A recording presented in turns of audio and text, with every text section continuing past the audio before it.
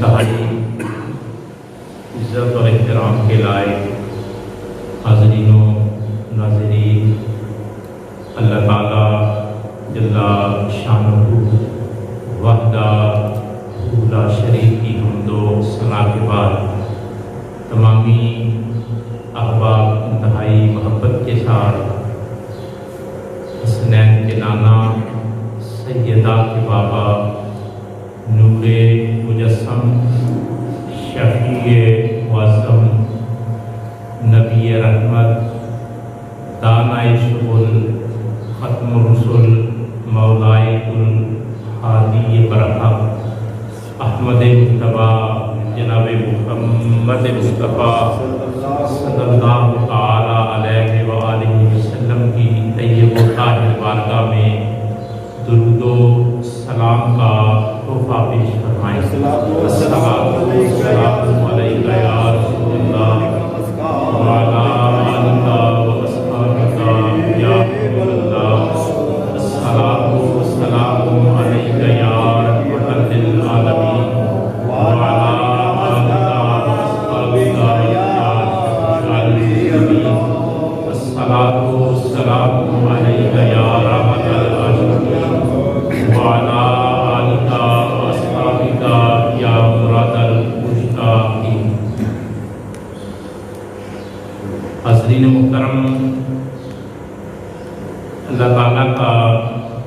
جتنا بھی شکر ادا کیا جائے کم ہے کہ اس نے ہم سب کو زندگی کی بہاریں عطا کی، تو ساتھ ہی ماہ رمضان المبارک جو نیکیوں کی بہار ہے وہ بھی عطا کیا ہوا ہے۔ رنگوں نور میں ڈوبی ہوئی گھڑیاں، دن اور راتیں، اللہ کی رضا کے لیے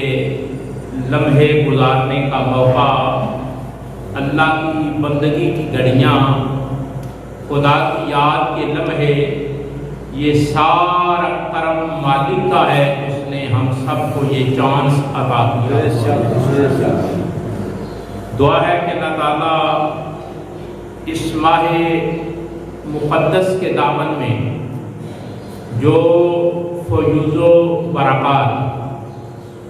اور انوار و تجلیات، رحمت و مغفرت،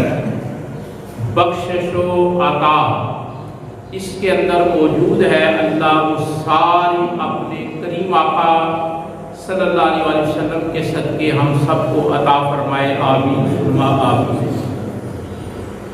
دوسرا عشرہ گزرنے کو ہے۔ سرکار دو عالم صلی اللہ علیہ وآلہ وسلم نے ارشاد فرمایا وَأَوْسَطُهُ مَغْفِرَةٌ، کہ مغفرت کا عشرہ ہے درمیانی عشرہ۔ اگر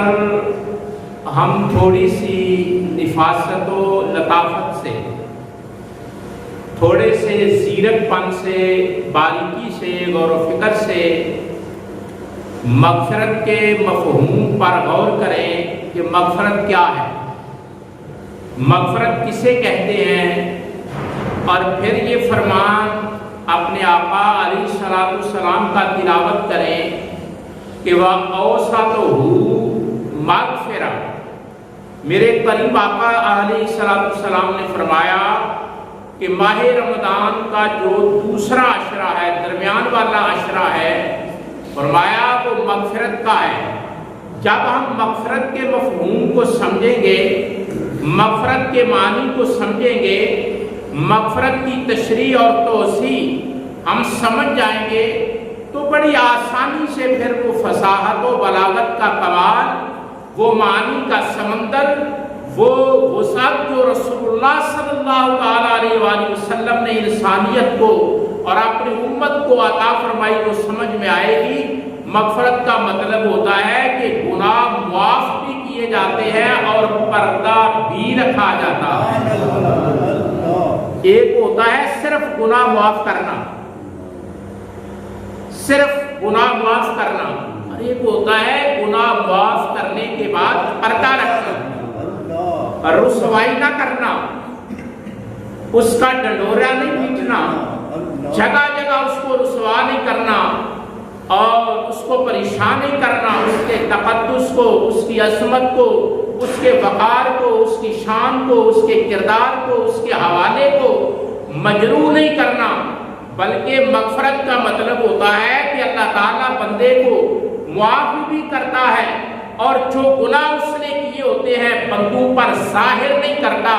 اس کا کردار، اس کی عریانی، اس کی فحاشی، اس کی بد کرداری، اس کی بے حیائی خدا ظاہر نہیں کرتا، اس پر پردہ بھی ڈال دیتا ہے۔ اب سمجھیں کہ رسول اللہ نے کیا فرمایا، فرمایا وَأَوْسَطُهُ مَغْفِرَةٌ، جب دوسرا عشرہ ہوتا ہے اللہ بندوں کو معاف بھی کرتا ہے اور ان کے گناہوں پر پردہ بھی ڈال دیتا ہے۔ معاف کیا جائے اور پردہ ڈال دیا جائے، یہ کرم والا ہے کرم۔ صرف معافی بھی مل جائے تو بڑی بات ہے، صرف معافی بھی مل جائے تو بڑی بات ہے، لیکن فرمایا تمہارا رب ماہ رمضان المبارک کے دوسرے عشرے میں گناہگاروں کی خطائیں معاف بھی کرتا ہے اور ان خطاؤں کو ظاہر بھی نہیں ہونے دیتا، تمہیں رسوا نہیں کرتا، تمہیں سرالت کا سامنا نہیں کرنا پڑتا، تمہیں شرمندگی نہیں اٹھانا پڑتی، بلکہ وہ اتنا کریم ہے، اتنا کریم ہے، اتنا رحیم ہے، ایسا ستار اور غفار ہے کہ تمہیں بخشش بھی عطا کرتا ہے اور رسوا بھی نہیں کرتا، یعنی ایسی بھیک دیتا ہے، ایسی بھیک دیتا ہے کرم کی کہ خود بھیک دے اور خود کہے منگتے کا بھلا، منگتے کا، مانگنے والے کو رسوا نہیں کیا جاتا، معافی دے کر اسے ذلیل نہیں کیا جاتا، بلکہ اس کی عزت کو بحال، اس کے وقار کو بحال، اس کی شان کو بحال،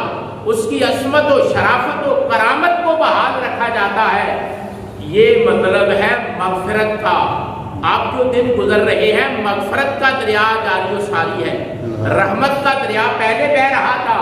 ساتھ مغفرت کا دریا بھی بہ رہا ہے، کہ گویا اس کا سادہ سا مفہوم ہے کہ میرے اللہ یہ چاہتے ہیں کہ میرے بندے روزے رکھیں، قرآن شریف کی تلاوت کریں، نماز تراویح پڑھیں، نماز پنجگانہ کی جو ہے پابندی کریں، تو وہ آئیں میں انہیں معاف بھی کروں گا، ان کا پردہ بھی رکھوں گا، ان کا سٹیٹس بھی مجروح نہیں ہونے دوں گا اور ان کی شان میں اپنی معافی کا قلم بھی چلا دوں گا۔ یہ جو عشرہ جا رہا ہے مغفرت کا ہے، 17واں روزہ، اتفاق ہے کہ آج تاریخی لحاظ سے ہماری جو اسلامی تاریخ ہے، تاریخی لحاظ سے دو اہم واقعات ہیں 17 رمضان المبارک۔ ایک پہلا اسلام کا باضابطہ طور پر باطل سے ٹکرانا، پہلی دفعہ باضابطہ ایک ڈسپلن کے ساتھ، ایک نظم کے ساتھ، ایک ضابطے کے ساتھ حق باطل سے پہلی بار 17 رمضان المبارک کو ٹکرایا، اور اس ٹکرانے کو کہتے ہیں غزوہ بدر۔ کیا کہتے ہیں؟ غزوہ بدر۔ اور آج کا دن جب سرکار نکلے تھے تو جس دن یہ جنگ ہوئی، یہ غزوہ ہوا 17 رمضان المبارک سن 2 ہجری کو، اتفاق سے دن بھی جمعے کا تھا، دن بھی جمعے کا تھا، جمعے کا دن تھا، سرکار کو مدینہ شریف گئے ہوئے دوسرا سال تھا اور پہلی بار روزے فرض ہوئے تھے، اور آج ہی حکم آ جاتا ہے باطل سے ٹکرانے کا۔ تو ہفتہ کے دن سرکار مدینہ شریف سے نکلتے ہیں اور جمعرات کو مقام بدر میں پہنچتے ہیں۔ آپ دیکھیں ہفتہ کے دن حضور نکلے، جمعہ پڑھا کر نکلے ہفتہ کو، ہفتہ اتوار، سوموار، منگل، بدھ، جمعرات کو میدان بدر میں پہنچے، اور جمعہ کے دن یہ معرکہ حق و باطل، جسے قرآن نے یوم الفرقان کے نام سے تعبیر کیا ہے کہ خیر و شر میں فرق کرنے والا، حق اور باطل میں فرق کرنے والا، جائز اور ناجائز میں تمیز کرنے والا، حق اور سچ کا بول والا اور کفر کو نیست و نابود کرنے والا دن یوم الفرقان، قرآن نے یہ تبصرہ کیا کہ فرق کر دینے والا، تمیز کر دینے والا دن ہے بدر کا۔ تو میری سرکار نے جس دن یہ معرکہ برپا کیا، اتفاق سے وہ دن بھی جمعے کا دن، جمعے کا دن ہی تھا، اور آج بھی دن جمعے کا ہے، اور 17 رمضان المبارک، کتنا پیارا اتفاق ہے، حسین امتزاج ہے، یہ عطا ہے کہ اللہ تعالیٰ نے وہ دن بھی ہم کو عطا کیا۔ بالکل سارا معاملہ خوبصورت طریقے سے تاریخ سے جڑا ہوا ہم سب کو نصیب ہو رہا ہے۔ تو پہلی بار باضابطہ طور پر سن 2 ہجری 17 رمضان المبارک جمعہ المبارک کے دن میرے اور آپ کے پیغمبر باطل سے ٹکرائے ہیں، حق نے باطل سے ٹکر دی ہے، سچ نے جھوٹ سے ٹکر دی ہے، خیر نے شر سے تصادم کیا ہے، اور پہلی بار عالم دنیا کے اندر اللہ تعالیٰ نے فتح اور شکست کا معیار تبدیل کر کے رکھ دیا ہے۔ 1000 دشمن ہے اور 313 کملی والے کے جان نثار ہیں، اللہ تعالیٰ نے اپنے محبوب کو فتح عطا فرمائی، اور اس فتح کا ذکر خود اللہ نے کیا۔ لقد نصرکم اللہ ببدر وانتم اذلہ، فرمایا وہ وقت یاد کرو کہ بدر کا مقام تھا، میں تمہارے رب نے تمہاری مدد کی، تم تو رسوا ہونے والے تھے، تعداد میں تھوڑے تھے، لیکن مدد آ گئی تمہارے رب کی۔ پھر کیا ہوا جب خدا کی نصرت آ گئی، مدد آ گئی، خدا کا فضل، خدا کی تائید شامل حال ہو گئی، فرمایا میں نے کائنات میں نقشہ تبدیل کر کے رکھ دیا ہے کہ 313 کو جن کے پاس اسباب تھے، وسائل تھے، دولت تھی، طاقت تھا،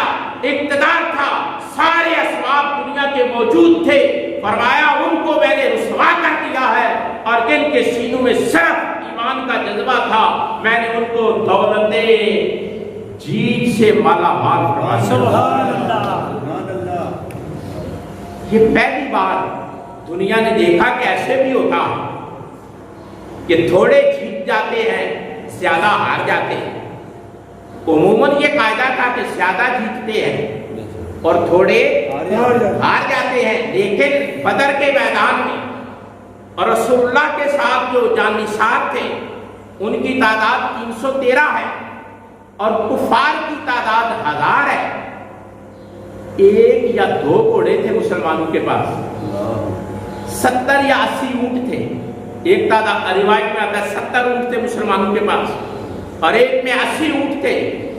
اور ادھر 1000 تعداد ہے، اونٹ بھی بے شمار، گھوڑے بھی بے شمار، سرے اور تلواریں، نیزے، برچھیاں، اسباب اور وسائل بے شمار ہیں، لیکن خدا نے نقشہ بدل کے رکھ دیا، پانسا پلٹ دیا، فرمایا بے شک تعداد میں تھوڑے ہیں لیکن ستھرے ہیں، اور آج اللہ نے یہ کر کے دکھایا کہ تھوڑے ہوں ستھرے ہوں، خدا ان کو زیادہ پر فتح عطا فرماتا ہے۔ آج کے دن بدر کے میدان میں، اور آپ کہیں گے کہ اس جنگ کا ذکر کرنے کا ہم کو کیا فائدہ ہے؟ یہ ذہن میں بات آ سکتی ہے اور یہ سوال اٹھنا چاہیے، یہ فکر پیدا ہونی چاہیے کہ 1400 سال، 1450 سال پہلے، 14 صدیاں پہلے بدر ایک مقام ہے، مدینہ سے 200 کلومیٹر کے فاصلے پر مسلمان ٹکرائے تھے باطل سے۔ آج صدیاں گزرنے کے بعد اس جنگ کا ذکر کرنے کا کیا مطلب ہے؟ اس غزوے کو منبر پہ چڑھ کر سنانے کا کیا مطلب ہے؟ وہ صحابہ کی جانثاری، وفاداری، ہمت، غمگساری، ہمدردی، جذبہ ایمانی اور وہ روحانی کمالات اور شان اور معجزات وہ بیان کرنے کا کیا مطلب ہے؟ آؤ میں آپ کی خدمت میں عرض کرنے لگا ہوں۔ اللہ اکبر، سید الشہداء حضرت امام علی مقام، حضرت امام حسین نواسہ رسول راکب دوش مصطفیٰ سیدہ فاطمہ کے نور نظر، علی المرتضیٰ کے لہتے جگر، حضرت امام حسین کے بیٹے امام زین العابدین جنہیں سجاد امت کہا جاتا ہے اور زین العابدین کا لقب دیا جاتا ہے، آپ فرماتے ہیں کہ ہمارے گھر میں، ہمارے گھر میں کون کہہ رہا ہے؟ حسین کا بیٹا سبحان اللہ، زین العابدین۔ آپ فرماتے ہیں ہمارے گھر میں کننا نعلم، کہتے ہیں کہ ہمارے گھر میں رسول اللہ کے غزوات کو یوں سکھایا جاتا تھا، سنایا نہیں، سکھایا۔ کننا نعلم، امام زین العابدین فرماتے ہیں سکھایا جاتا تھا۔ سرکار نے جتنی جنگیں کی ہیں، غزوات کیے ہیں، حضرت حسین کے بیٹے امام زین العابدین کہتے ہیں کہ ہمارے گھروں میں، یعنی بیت کے گھروں میں اور رسول اللہ کے خانوادے کے اندر ان جنگوں کو اس طرح سکھایا جاتا تھا جس طرح قرآن کی سورہ فاتحہ سکھائی جاتی ہے۔ سبحان اللہ، نعرہ تکبیر، اللہ اکبر، نعرہ رسالت، یا رسول اللہ، نعرہ حیدری۔ یا رسول، یعنی رسول اللہ کے جو غزوات تھے، غزوہ اس جنگ کو کہتے ہیں جس میں حضور خود شریک ہوں، جس میں حضور خود شریک ہوں، کمانڈر بن کر، سپہ سالار بن کر حضور خود شامل ہونا جس جنگ میں، اس کو غزوہ کہتے ہیں۔ اور وہ جنگیں جن میں حضور شامل نہیں ہوئے ان کو سریہ کہتے ہیں۔ یہ فنی اصطلاح ہے، یہ تاریخ کی اصطلاح ہے کہ جن جنگوں میں حضور شامل ہوئے خود ان کو غزوات کہتے ہیں، اور ان کا ایک اور نام دیا مغازی۔ مغازی حدیث کی کتابوں میں جو باب بنے ہیں وہ یہ ہیں، مغازی یعنی وہ غزوے جن میں رسول اللہ شامل ہوئے۔ اللہ اکبر، سمجھنے سے باتیں بھی تعلق رکھتی ہیں۔ یہ باتیں ساتھ میں اس لیے بیان کر دیتا ہوں کہ جو لوگ پڑھے لکھے ہیں ان کو آسانی رہے کہ وہ جنگ جس میں رسول اللہ شامل اس کو غزوہ کہتے ہیں، اور وہ جنگ جس میں رسول اللہ کسی اور کو بھیجیں اس کو سریہ کہتے ہیں۔ اور مغازی حدیث کی کتابوں میں اس کا باب باندھا گیا ہے۔ امام زین العابدین حضرت حسین کے بیٹے جنہوں نے سارا کربلا اپنی آنکھوں سے دیکھا تھا اور جو 40 سال تک مسکرائے نہیں، جب پانی سامنے آتا تو رو پڑتے، کھانا سامنے آتا تو رو پڑتے، اور آپ کے بیٹے محمد باقر پوچھتے کہ ابا جان تمہارے رونے کا سبب کیا ہے؟ پانی سامنے آتا ہے رو پڑتے ہو، کھانا سامنے آتا ہے رو پڑتے ہو، اور 40 سال سے ہم نے آپ کو مسکراتے نہیں دیکھا، وجہ کیا ہے؟ تو آپ نے فرمایا میں نے آنکھوں سے کربلا دیکھی ہے، جو کربلا دیکھ لیتا ہے وہ مسکرا نہیں سکتا، تو کھانا دیکھ کر مجھے رونا آتا ہے کہ جو وہاں ہوا، اور پانی دیکھ کر مجھے رونا آتا ہے جو وہاں پانی کے لیے ہوا۔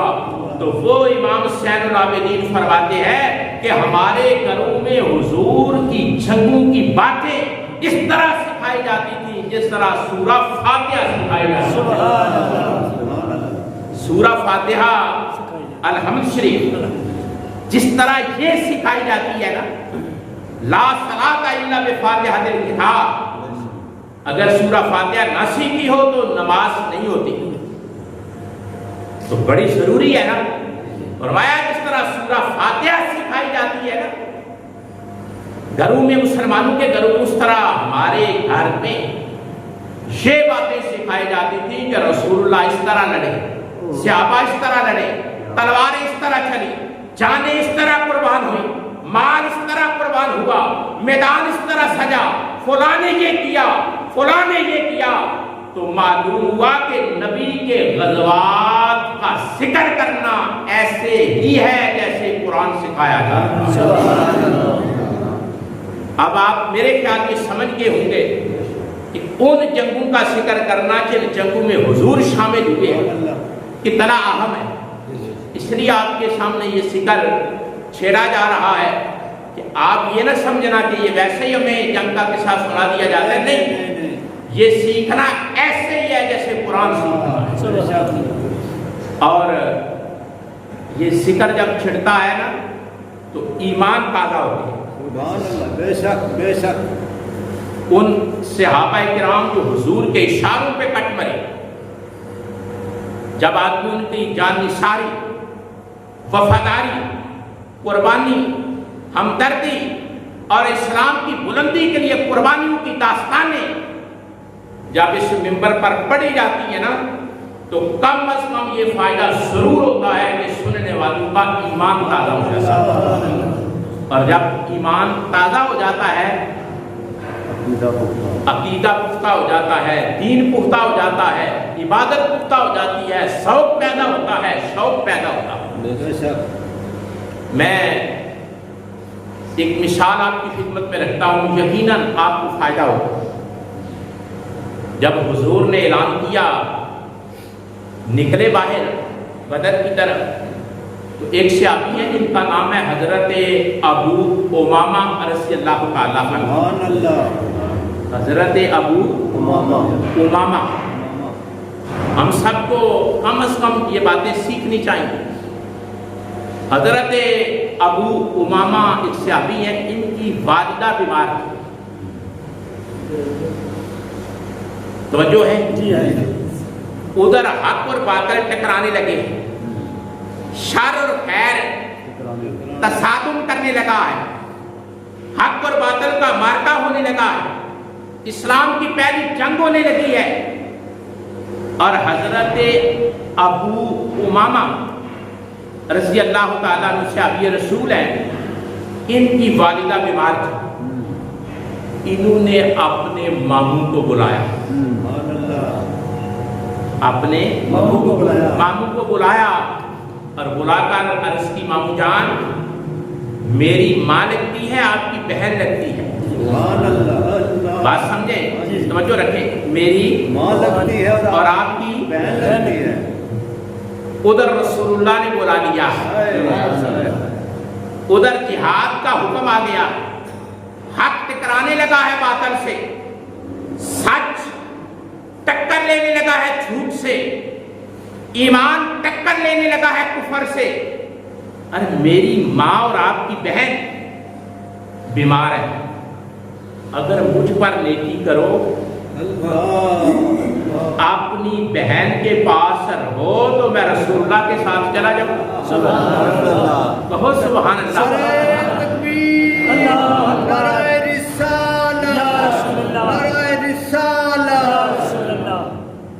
مامو جان اگر آپ قربانی دیں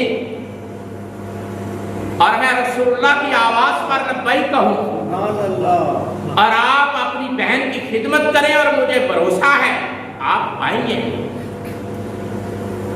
مجھے پورا اعتماد ہے کہ آپ پوری خدمت کریں گے اور میں مطمئن ہو کر رسول اللہ کے ساتھ جا سکتا ہوں. تو ابو امامہ کے ماموں کہنے لگے، بڑے ہوشیار ہو میرے بھانجے، تمہاری ماں لگتی ہے، تم رہو اور میں جاتا ہوں رسول اللہ کے ساتھ. ابھی آپ اس بات پر ذرا غور کریں، ماما اور بھانجا، ماموں اور بھانجا، کتنا پیارا اور حساس رشتہ ہے،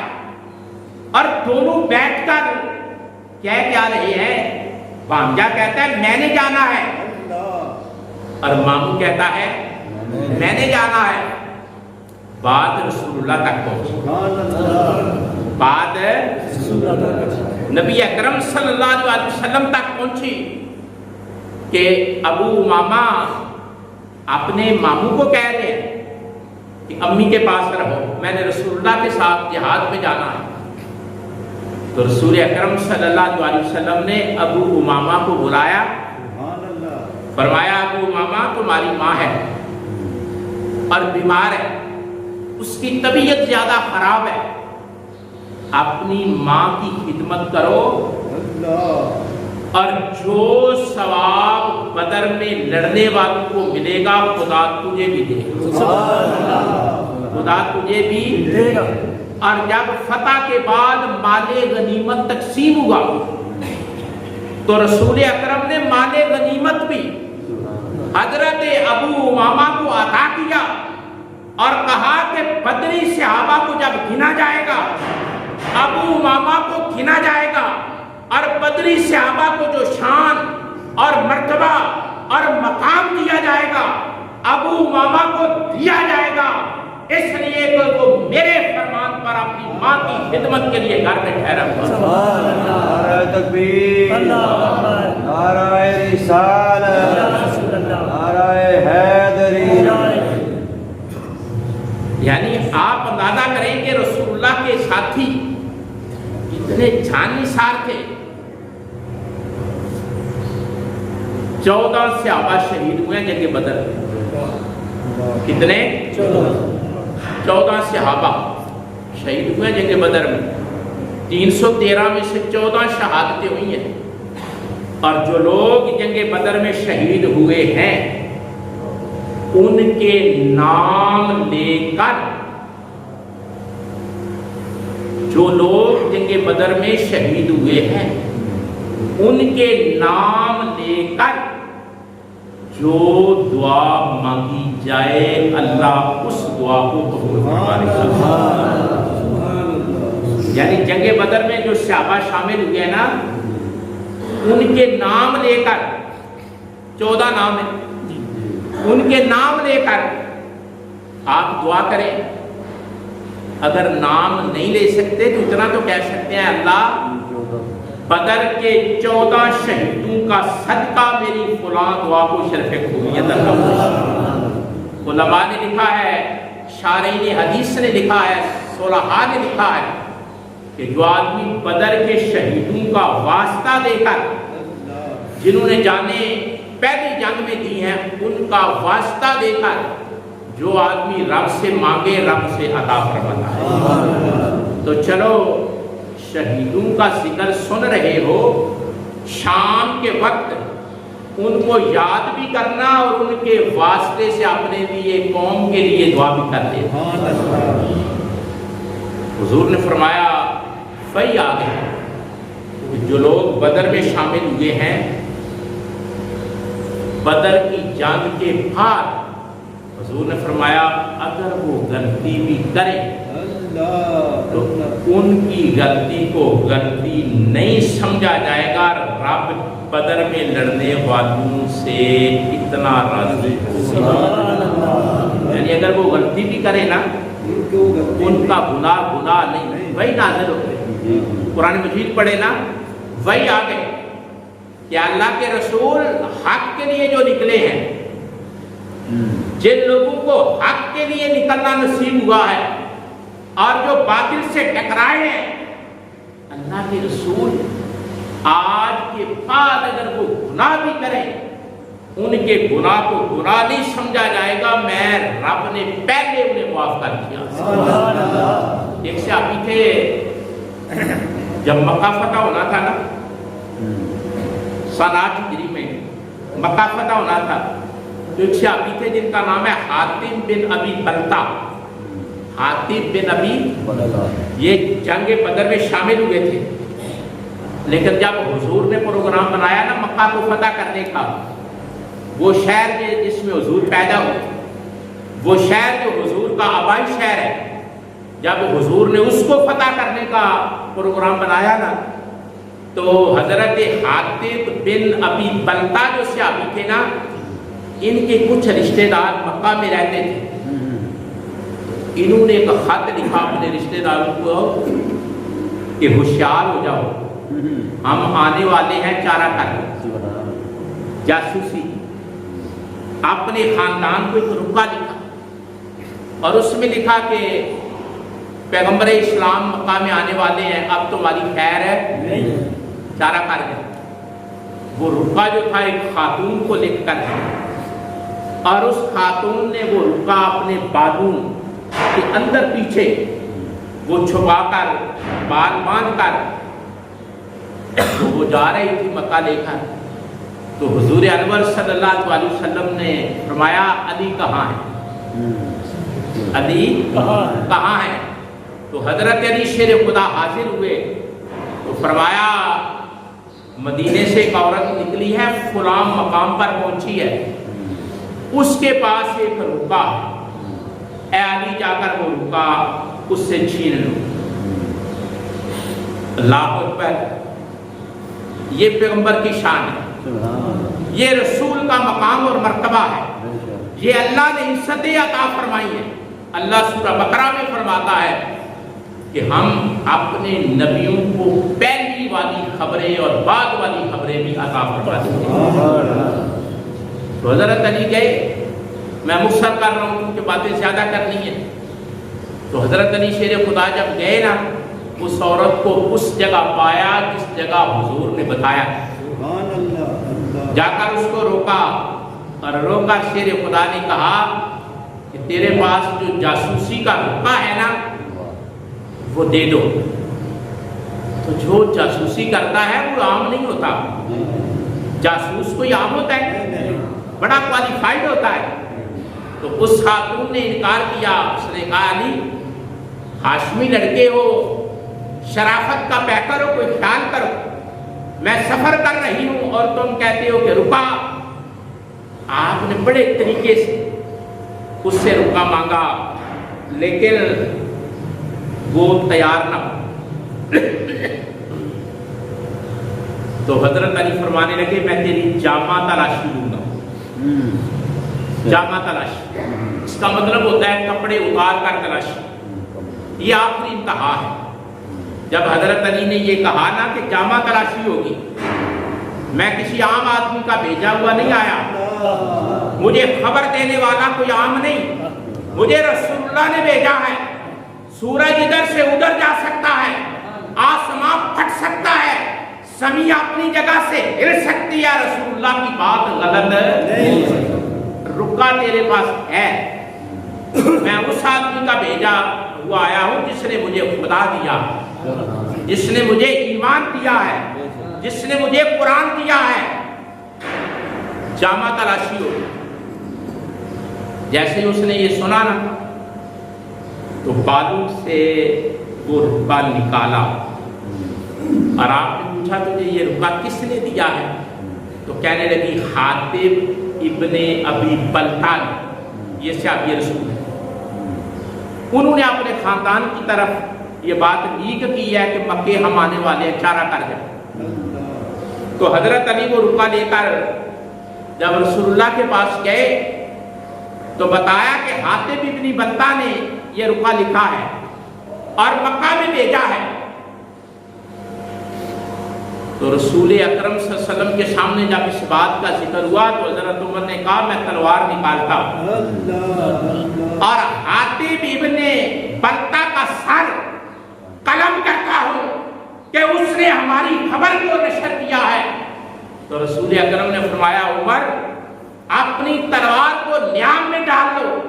اپنے جذبات کو ٹھنڈا کر لو، تمہیں علم نہیں کہ جو رکا بیچ رہا ہے وہ حاتب ابن ابی بلتہ ہے، اور وہ صحابی رسول ہے جو بدر میں میرے ساتھ شامل ہوا تھا۔ بدر والوں کی غلطیوں کو میرے رب نے وقت سے پہلے معاف کر دیا۔ نعرہ تکبیر، نعرہ رسالت، نعرہ حیدری، شہدائے بدر۔ یعنی بدر میں جو لوگ شامل ہوئے، اور صرف یہی نہیں، شامل ہونے والے جن کی یاد میں آج بیٹھے ہو نا صحابہ کرام تھے، یہ عقیدہ سمجھنا چاہیے کون شامل ہوا بدر میں، انہیں صحابہ کرام کہا جاتا ہے۔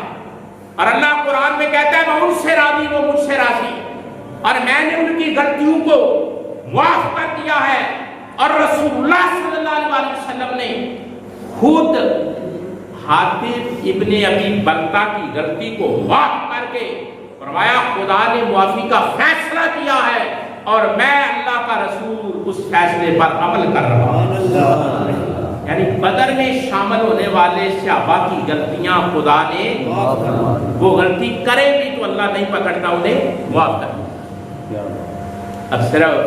نہیں، ایک بات اور عرض کرتا ہوں، ایک بڑے پیارے صحابی اور یہ شہید ہوئے تھے، یہ شہید بھی ہوئے تھے، جنگ بدر کا چلو میں ان کی بات میں بتاتا ہوں. قرآن مجید وقت اتنا تو نہیں سارے واقعات کو بیان کیا جا سکے. آپ نے ایمان کو تازہ کرنا ہے. اللہ قرآن میں فرماتا ہے کہ بدر کے دن ہم نے اپنے نبی کے پاس فرشتے بھیجے مدد کے لیے. فرشتے آئے. کتنے فرشتے آئے؟ 5000 فرشتے. کتنے؟ 3000 پہلے آئے. قرآن شریف پڑھے نا, اللہ نے ساری باتوں کو بیان کیا ہے. یہ مولویوں کے قصے نہیں ہیں, اللہ کا قرآن ہے. 5000 فرشتے اللہ نے بدر کے مقام پر بھیجے. اتنے فرشتے بھیجنے کی ضرورت کیا تھی؟ فرشتہ تو ایک ہی کافی ہے. وہ پہاڑوں کو پلٹ سکتا ہے, زمین کو اٹھا سکتا ہے. ایک ہی فرشتہ آ جاتا. جبریل بھی آئے. بہت سبحان اللہ. سارے فرشتوں کے سردار ہیں جبریل, وہ بھی آئے. 5000 فرشتے آئے. اتنے فرشتے کیوں بھیجے؟ وہ سارے اس لیے تعداد میں زیادہ بھیجے کہ میرے محبوب کے ارد گرد جب وہ فرشتے کھڑے ہوں گے تو جو اسلام کے دشمن ہیں ان کے دلوں پر میرے محبوب کا روح پڑ جائے. جب یہ جنگ ختم ہوئی نا, جنگ بدر, ایک صحابی نے پوچھا یا رسول اللہ ایک آواز آتی تھی بدر والے دن جب ہماری تلواریں ٹکرا رہی تھی نا, ایک آواز آتی تھی اور اس کی ہمیں سمجھ نہیں آئی.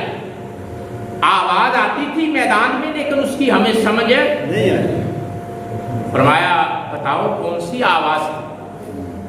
تو عرض کی یا رسول اللہ آواز یہ تھی اقدم حیثم, اقدم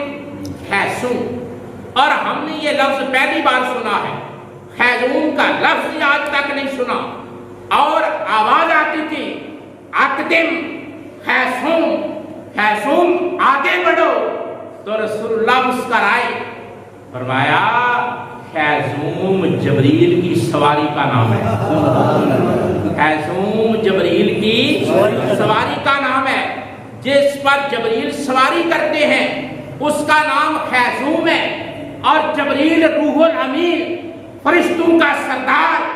اپنی سواری پہ بیٹھ کر اے مسلمانوں تمہاری مدد کے لیے میدان بدر میں آیا تھا. اور جب وہ گھوڑی آگے بڑھاتے تھے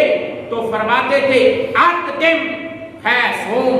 اے حیثم حملہ کرو, آگے بڑھو. اور جبریل باطن سے ٹکراتے تھے اور لوگوں کو آپ کو سمجھ نہیں آتی تھی. حیثم کی جو آواز آتی تھی آواز دینے والے جبریل تھے. اور خیزوم جبریل کی گھوڑی کا نام ہے جس پہ بیٹھ کر بدر کے میدان میں جبریل لڑ رہے. سبحان اللہ, اللہ اکبر. یا رسول اللہ, حیدری, الجہاد, الجہاد, الجہاد, الجہاد, الجہاد, سب نبیًا فاقتلوا. تو جبریل امین آئے. بات کو سمجھ آ رہی؟ حق کا بول بالا ویسے نہیں ہوتا. کرم کے دروازے کھل جاتے ہیں, عطا کے دروازے کھل جاتے ہیں, اور اللہ اپنی رحمت اور نصرت کے دروازے کھول دیتا ہے. حق پر تھوڑے بھی ہوں خدا ان کا بول بالا ہوتا. جبریل آئے تو بڑی خوبصورت بات عرض کرنے لگا ہوں, آپ توجہ کریں. ہوشیار بیٹھے, ایمان کا سو. گولی کھانے سے جس طرح جسم تازہ ہو جاتا ہے نا, خوراک کھانے سے, ملٹی وٹامن کھانے سے جس طرح جسم میں طاقت آتی ہے,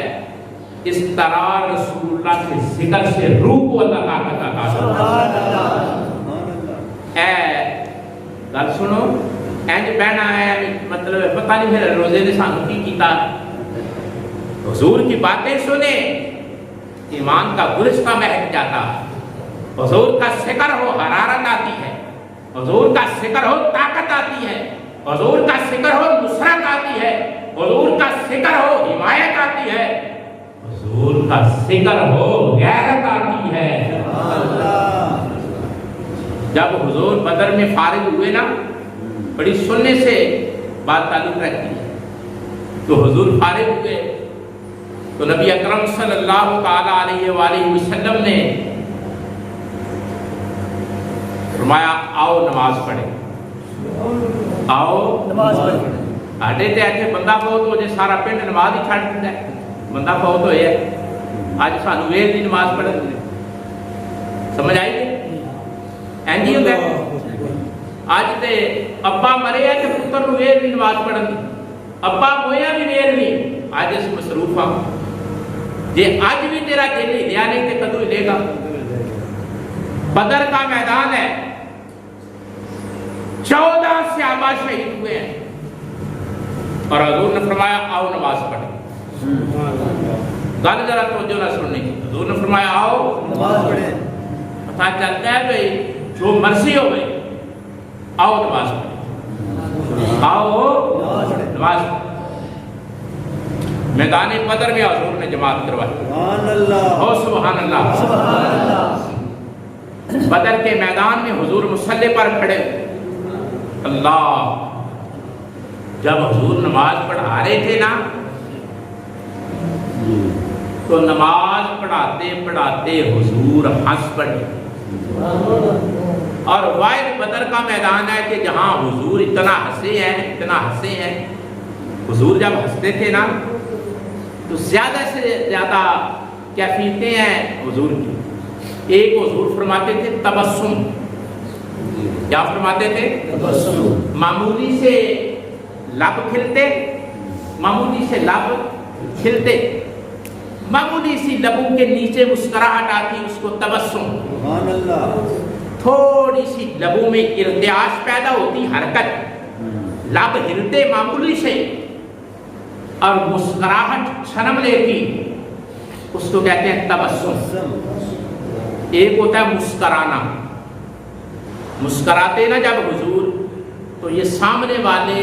اوپر والے اور نیچے والے دو دانت حضور کے نظر آتے، یہ مسکراہٹ ہوتی۔ سبحان اللہ، اور جب حضور مسکراتے تھے ہائے ہائے ہائے، مردہ کائنات میں جان پڑتی تھی۔ پہلی کیفیت ہے تبسم، تبسم کہ یہ جو لب ہے نا معمولی سے ہلے اور احساس ہو کہ بندہ مسکرانے لگا، یہ ہے تبسم۔ تبسم پہ بھی لاکھوں سلام پڑھے اہل سنت نے، حضور کے تبسم میں لاکھوں سلام پڑھے۔ اور ایک ہے مسکراہٹ، اور حضور کی مسکراہٹ یہ تھی کہ جب حضور مسکراتے تو سامنے والے، اوپر والے دو دانت اور نیچے والے دو دانت، جنہیں عربی میں ثنایا کہتے ہیں، پہلے سامنے والے دو دانتوں کا عربی میں نام ہے ثنایا، اور نیچے والے حضور مسکراتے تو صرف پہلے دو دانت نظر آتے، اور حضور کے دو دانتوں کے درمیان فاصلہ تھا، اور اس فاصلے سے نور نکلتا جو ماحول کو بھی معطر کرتا اور سامنے دیوار پر پڑتا، دیوار بھی جگمگا جاتی۔ سبحان اللہ۔ مسکراہٹ کا یہ عالم تھا، مسکراہٹ کا۔ یہ عالم۔ تو بدر کے دن نا بات اس سے آگے بڑھی، پہلے حضور مسکرائے، پھر ایک موڑ ایسا بھی آیا کہ حضور ہنس پڑے۔ کتنے ہنسے کہ حضور کی آخری داڑیں، جن کو نواجس کہتے ہیں عربی میں، نواجس یہ دانتوں کے نام ہے، نواجس، حضور کی آخری داڑیں حضور کے ہنسنے پر میدان بدر میں وہ نظر آئی۔ آپ پھر اندازہ کریں ساری زندگی رسول اللہ اس طرح نہیں ہنسے جس طرح بدر میں ہنسے ہیں۔ کب ہنسے وہ میں بعد میں بتاتا ہوں، لیکن نماز پڑھائی بدر کے مقام پہ۔ کیا کیا؟ نماز پڑھائی۔ جنگ سے فارغ ہوئے، جمعے کا دن تھا، نماز پڑھائی، حضور مصلی پہ کھڑے ہوئے تو نماز کے اندر رسول اللہ مسکرا پڑے۔ ہے کسی دی جان نماز میں سے نہیں روتے رب دا یار ہویا ہے، رب دا محبوب ہویا ہے۔ کوئی ہے مولوی آپ کے میں نماز میں ہنسنا؟ نماز کا چارہ کر آئے تیری یہ تو سرکار ہے نماز کے اندر بدر کے مقام پر رسول اللہ مصلی پہ نماز پڑھا رہے ہیں اور نماز پڑھاتے پڑھاتے حضور مسکرائے حضور ہے رب آپ سبحان پڑھے حضور مسکرائے توجہ ہے اللہ صحابہ نے دیکھ لیا اگر توجہ ہے تو کہو سبحان اللہ اب حضور نماز پڑھا رہے سن مصلی تے لالا رمضان مصلی تے تے جڑے پیچھے پڑھ گئے انہاں ویکھ لیا اللہ یہ نماز پہ ہی ہوتی ہے امام جب کھڑا ہوتا ہے تو منہ اس کا قبلے کی طرف ہے اور پیچھے والوں نے دیکھ لیا کہ حضور مسکرائے پتہ چلا کہ صحابہ جب نماز پڑھتے تھے نماز کے اندر بھی کملی والے کی زیارت کرتے تھے نماز کے اندر بھی سرکار کا مکھڑا کوئی ایوی نظر آ جاتا ہے مکھڑا صاحب نہیں ہوتا کچھ کرتے ہوں گے نا مکھڑا دیکھنے کے لیے سرکار مسکرائے جب نماز مکمل ہوئی نا تو یا رسول اللہ آج نماز میں پہلی بار مسکرائے فرمایا دیکھ لیا یہ بدر کے میدان کا جمعہ ہے دیکھ لیا یا رسول اللہ آج تک آپ نماز میں مسکرائے نہیں آج نماز میں مسکرائے ہو فرمایا ہاں بتاتا ہوں کیوں مسکرایا فرمایا جبریل آئے تھے نا 5000 فرشتے کے ساتھ آج تمہارے ساتھ وہ فرشتے لڑے ہیں اور جب میں نماز پڑھانے لگا تو جبریل نے کہا کام مک گیا ہے تو چلیے کام مک گیا اور نماز پڑھانے لگ پہ نے کام مک گیا تو چلیے تو جبریل جب آسمان کے پہلے دروازے پر پہنچا تو آسمان کا دروازہ نہیں آسمان کا دروازہ نہیں کھلا میں جبریل ہوں 5000 فرشتے میرے ساتھ ہیں ہم بدر کے مقام پر رسول اللہ کی مدد کے لیے گئے تھے دروازہ کھول آواز آئی بے شک آپ جبریل ہیں اللہ ہمارے لیے دروازہ کھلتا ہے اور پہلے یہ بتاؤ رسول اللہ سے پوچھ کر آئے رسول اللہ سے تو جب میں نماز پڑھا رہا تھا نا جب میں نماز پڑھا رہا تھا تو جبریل نے سمجھا کام ختم ہوا اب میں جاتا ہوں اپنی فوج کو ساتھ لے جاتا ہوں پہلے آسمان پر گیا فرمایا محمد سے پوچھ کر آئے ہو تو میری نماز کے اندر جبریل اور سارے ملائکہ سامنے آ کر کھڑے ہو گئے تو مجھے مسکرانا آ گیا کہ خدا نے مجھے کیا مقام دیا نعرہ تکبیر اللہ اکبر نعرہ رسالت یا رسول اللہ نعرہ حیدری یا علی سیدی مرشدی یا نبی یا نبی تو جب نماز ہو گئی نا پوری تو حضور نے فرمایا جبریل کیا بات آ گیا جبریل ہے آگے یا رسول اللہ گیا تھا آ گیا آیا تھا حکم سے جانا تھا اجازت سے مسئلہ کرنے لگا ہوں دل کی کھڑکیاں کھول لیں اسرائیل آئے ملک الموت اجازت کے بغیر نہیں آ سکتے جبریل آئے اجازت کے بغیر جا نہیں سکتے اسرائیل آئے تو اجازت کے بغیر آ نہیں سکتے جبریل آ جائے تو اجازت کے بغیر ہاتھ باندھ کر بدر کے مقام پر جبریل کھڑے ہو گئے یا رسول اللہ اجازت دے فرمایا جبریل جاؤ فرمایا انہیں نہیں جانا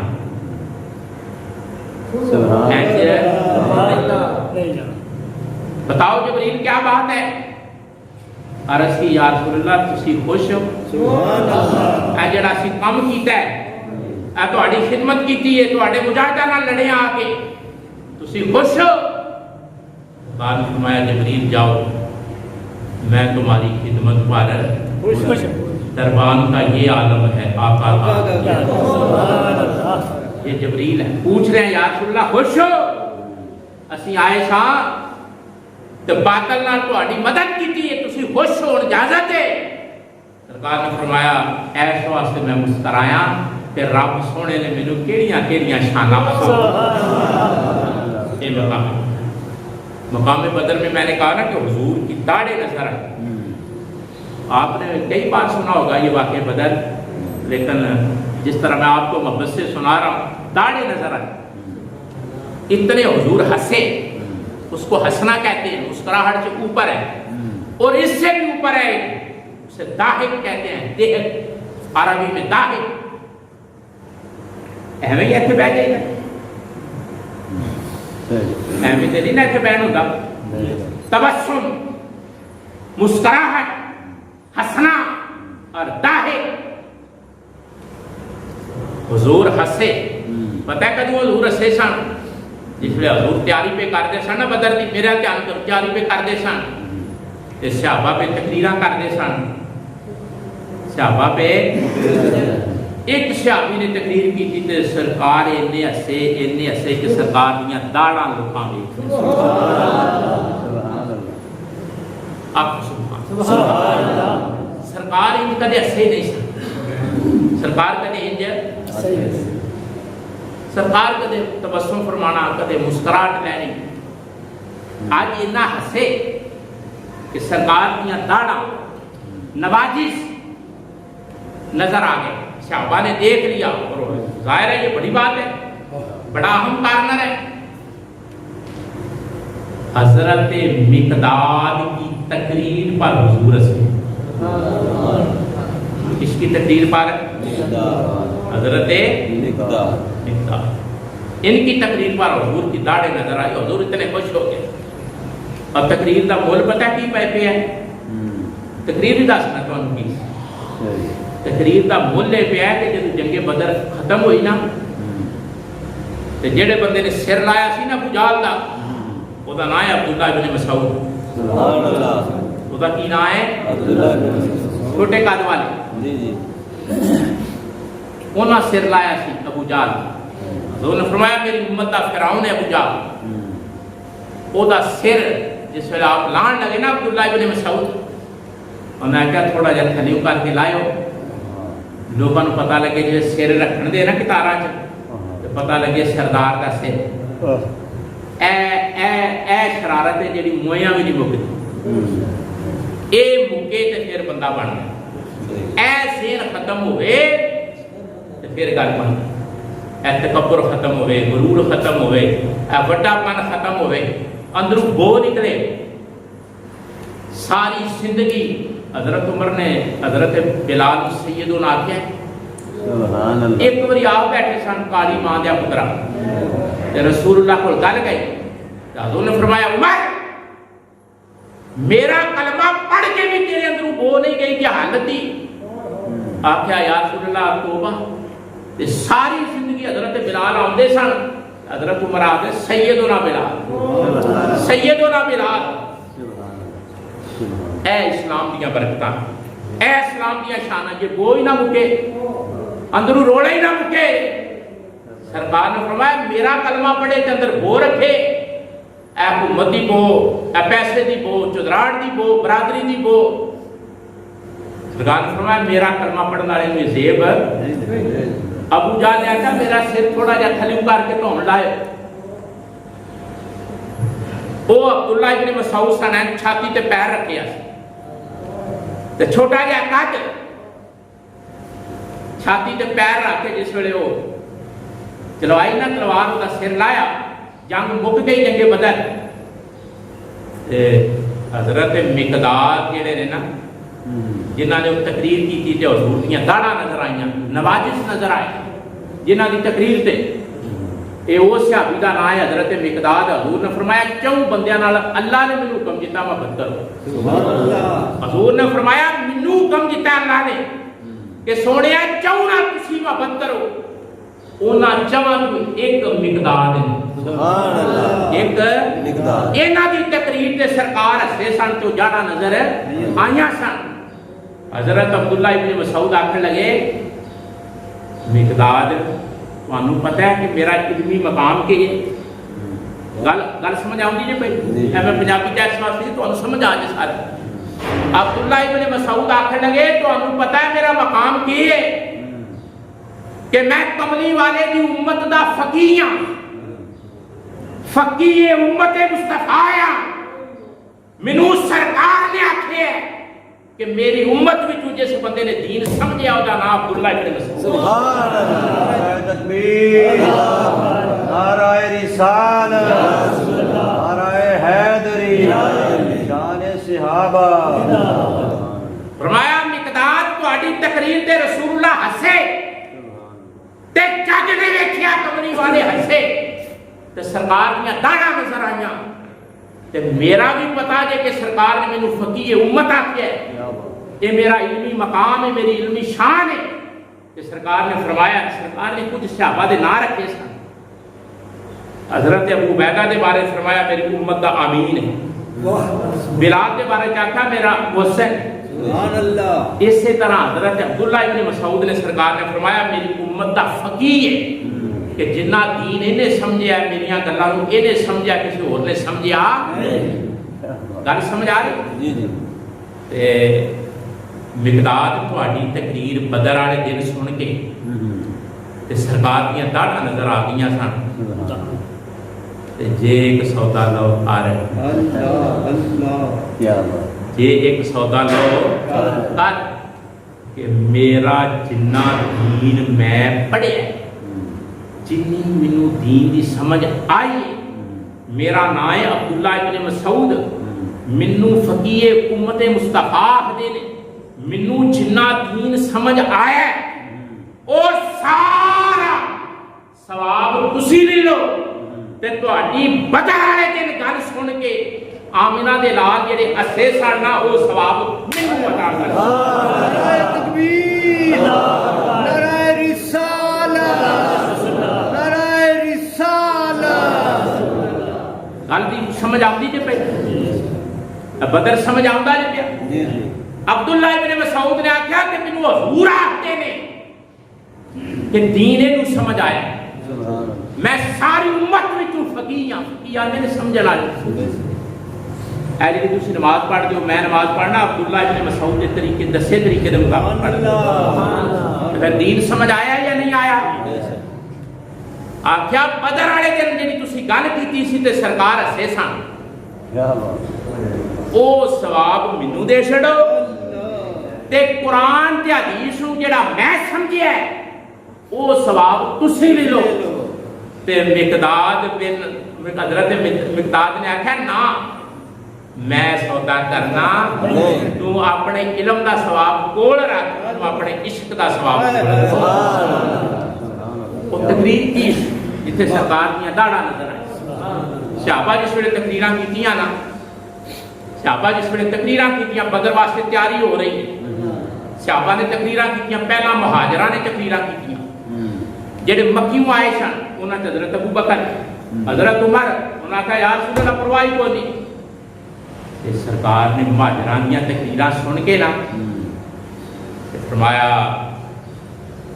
سرکار کے چہرے ایک سوالیہ نشان سی ایک صحابی اٹھے نے کہا یا رسول اللہ لگدا ہے تہاڈا دل ہے مدینے والے بولن مکے والے بول پے نے تسی ہونا ہے مدینے والے بول کان فرمایا ہاں میرا ہی دل کر اوتھے حضرت مقداد جس ویلے تقریر کیتی ہے نا انہاں نے فرمایا سنیا لڑنا ہے لڑنا ہے یا رسول اللہ لڑنا ہے آج دا دن سی تے جمعے دے دن سی دستار مارو سنیا لڑنا ہے سرکار نے فرمایا لڑنا ہے باطل حق ٹکرائے گا آج پیڑ پوے گا میری مرضی خدا دا حکم آ گیا فرمایا پھر سن لو تسی اللہ دے رسول ہو ساڈے پراؤنے ہو تواڈے صدقے خدا ملیا ایمان ملیا تواڈا کلمہ پڑھیا اسی انہاں چوں نہیں جڑے اے گل آکھی जिस तरह मूसा अलैहिस्सलाम ਨੂੰ ਉਹਨਾਂ ਦੀ ਕੌਮ ਨੇ ਆਖਿਆ ਸੀ, मूसा अलैहिस्सलाम ने बुलाया सी आओ लड़िए, ਤੇ ਕੌਮ ਨੇ ਆਖਿਆ ਸੀ ਵੀ ਨਹੀਂ ਅਸੀਂ ਮੰਨੋ ਸਰਵਾ ਖਾਣ ਤੱਕ ਤੁਹਾਡੇ ਨਾਲ ਆ, ਲੜਨ ਵਾਸਤੇ ਤਿਆਰ ਹੈ ਨਹੀਂ, ਅਸੀਂ ਸੁਣਿਆ ਉਹ ਨਹੀਂ। ਤੁਸੀਂ ਇਸ਼ਾਰਾ ਕਰੋ, ਲਫ਼ਜ਼ਾਂ ਤੇ ਗੌਰ ਕਰੇ, ਤੁਸੀਂ ਇਸ਼ਾਰਾ ਕਰੋ ਅਸੀਂ ਲੜਾਂਗੇ, ਤੁਸੀਂ ਮਾਲ ਮੰਗੋ ਅਸੀਂ ਮਾਲ ਦਾਂਗੇ, औलाद मंगो औलाद दांगे, जान मंगो जान दो, जो कुर्बानी मंगो, लड़ो ते लड़ांगे, सुलह करो ते सुलह करांगे, औलादा मंगो ते औलादा दांगे, जाना मंगो ते जाना दांगे, जो चीज सुनिया तुसी मंगो ध्यान दे, पर एक शर्त है अल्लाह, एक शर्त, जिस वेले आ पेड़ पवे हाथ ते बादल टकराए, जो मंगो तुसी भी आपको सरकार जो मंगो आपको ना याद होगा, जो मंगो असी जो मंगोगे ध्यान, जिस वेले गल कीती ना सरकार सुनदे ने पे केड़ा खिले,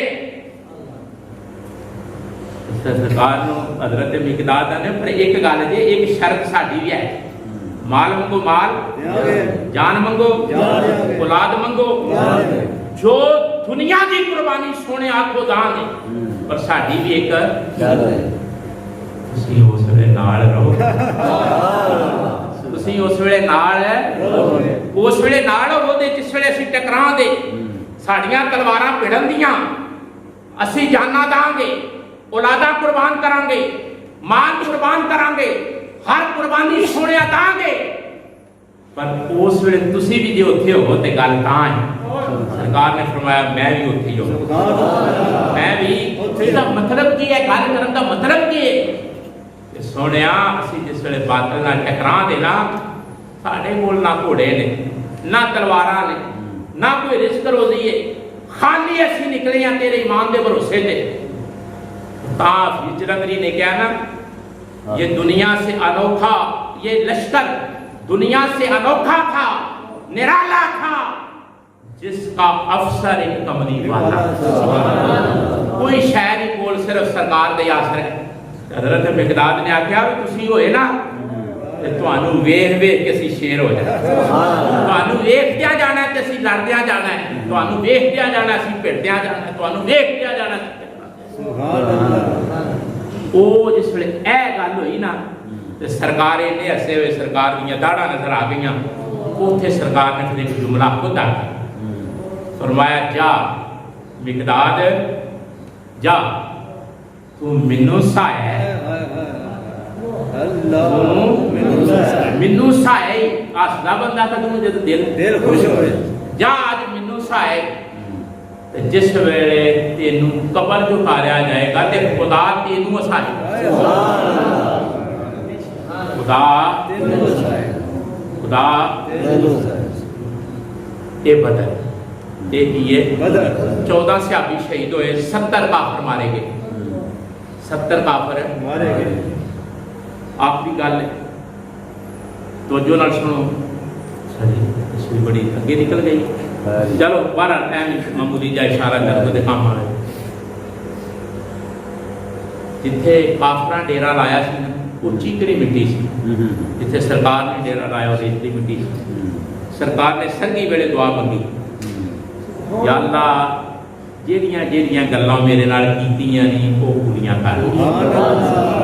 सरकार ने दुआ की जेड़ियां जेड़ियां मेरे नाल गल्लां कीतियां ने वो पूरियां कीतियां, किथे सन वही सारे अर्श, वही ला मकाम के मकीन, या अल्लाह जेड़ियां गल्लां कीतियां नी मेरे नाल, पहली गल जेड़ी पूरी हुई ना बदल पिया, बदल पै गया ना, चीकनी मिट्टी जेड़ी है ना उत्थे स्लिप रेतली जमीन बह गई, तुरन में आसानी, पानी रेत में पानी का हीरा करन दी आसानी, सवेरे जनाब साफ पानी लैन वास्ते, रेत का पानी साफ होता है, वेख्या जी वो मतलब उन्हों का पानी बदलिया गया, सरकार ने फरमाया भाई सारे पी सकते हैं, लै जा सकते हैं, पानी लभ सकता है, सवाए एक बंदे उन्होंने पानी नहीं, बाकी साहब लै जान कोई इतराज नहीं सारा पानी खड़िया, फुजाल ने भी पानी खड़िया, उतबा ने भी खड़िया, शैबा ने भी खड़िया, वलीद ने भी खड़िया, उमैया बिन खलफ ने भी खड़िया। हजरत बिलाल का जो आकाश जरा तंग करता आज स्वादी बन के पानी लेना है। ठीक जिस वेले वो एक बंदे के बारे में छाबा बड़े आराम सन, उसका नाम सी हकीम बिन हिजाम। फरमाया एनू पानी नहीं देना। बाद में उस बंदे ने जिसे कलमा पढ़िया ना तो सरकार ने फरमाया छे ए उस वे जिन्ने जिन्ने पानी पीता घट को लै वो उत्थे मरिया एदी किस्मत विच ईमान सी ते तां मैं जो मत्था पढ़ के आख्या सी मैं पानी ना दियो, एने मेरा गुलाम बन मेरा याद दिंदा सोबत। बाकी अज बदर के शहीदों का दिन नाल ही हजरत खदीजा हजरत आयशा उन्हों का भी यौम विसाल इशा के टाइम आखिरी जिंदगी की नमाज पढ़ के अज के दिन इशा की नमाज पढ़ के हजरत माई आयशा उन्हों का विसाल होया। उन्हों की रूह भी सारे स्वाब करो, बदर के शहीदों भी सारे स्वाब करो। ए लबैक के शहीद जिन्हों ने कुर्बानियां दित्तियां ने रसूलुल्लाह दी नामूस वास्ते, उन्होंने शहीदों वास्ते भी दुआ करिया जी। अल्लाह ताला इस्लाम का मुनासर होवे, तुहाडा मुनासर होवे, मुल्क का मुनासर होवे, साडी फौज का मुनासर होवे। वमा तौफीक इल्ला बिल्लाह। जिन्हां दोस्तां ने सुनता दा